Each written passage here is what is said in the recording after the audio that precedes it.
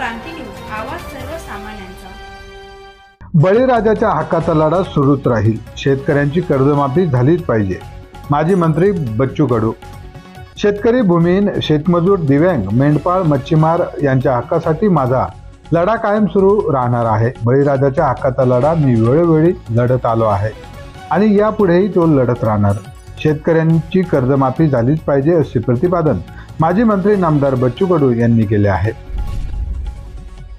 आज आर्णी तालुक्यातील दाभडी गावात भर पावसात आयोजित जाहीर सभेत ते बोलत होते। यावेळी त्यांनी थेट शेतकऱ्यांच्या प्रश्नांना स्पर्श करत तालुक्यातील विदारक परिस्थितीचे चित्र मांडले आहे।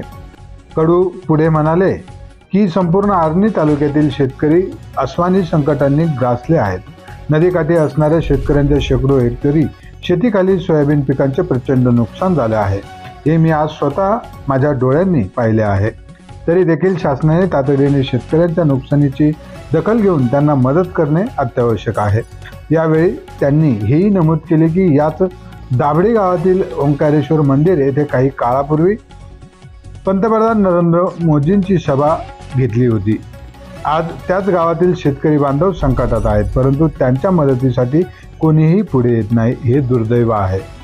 या सभेला प्रहार जनशक्ती पक्षाचे तालुका अध्यक्ष रवी जाधव, उपतालुकाध्यक्ष निरंजन नाईक, सहकारी मित्र अतुल मुंगीवर यांच्यासह पदाधिकारी, अधिकारी आणि मोठ्या संख्येने शेतकरी व महिला बांधव भगिनी मोठ्या संख्येने उपस्थित होते। तसेच सुरक्षेच्या दृष्टीने आर्णी पोलीस ठाण्याचे ठाणेदार निलेश सुरटकर यांच्यासह संपूर्ण पोलीस कर्मचारी उपस्थित होते। महाराष्ट्र क्रांती न्यूज साठी प्रतिनिधी रंजना आडे, आर्णी, यवतमाळ। सर, आपण आज आमच्या आर्णी तालुक्यात शेतकऱ्यांच्या विषयी कर्जमाफीसाठी जी सभा घेतली आहे त्या निमित्ताने आपण आपली थोडी प्रतिक्रिया।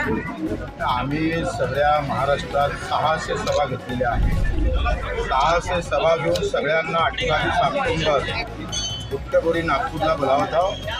तिथं शेतकऱ्यांची, शेतमजुरांची महाहक्क सभा होणार आहे। त्या सभेत सगळ्यांना यावं त्याचं निमंत्रण द्यायला शेतकऱ्यांना आलं आहे।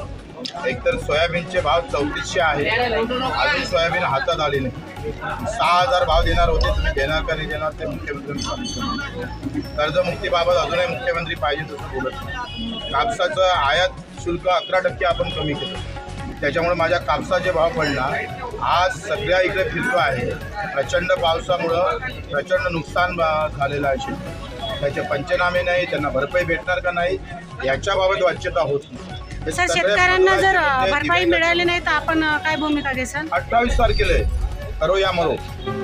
अशाच नवनवीन बातम्या पाहण्यासाठी आमच्या महाराष्ट्र क्रांती न्यूज या यूट्यूब चॅनलला लाईक करा, सबस्क्राईब करा आणि बेल आयकॉनला प्रेस करा।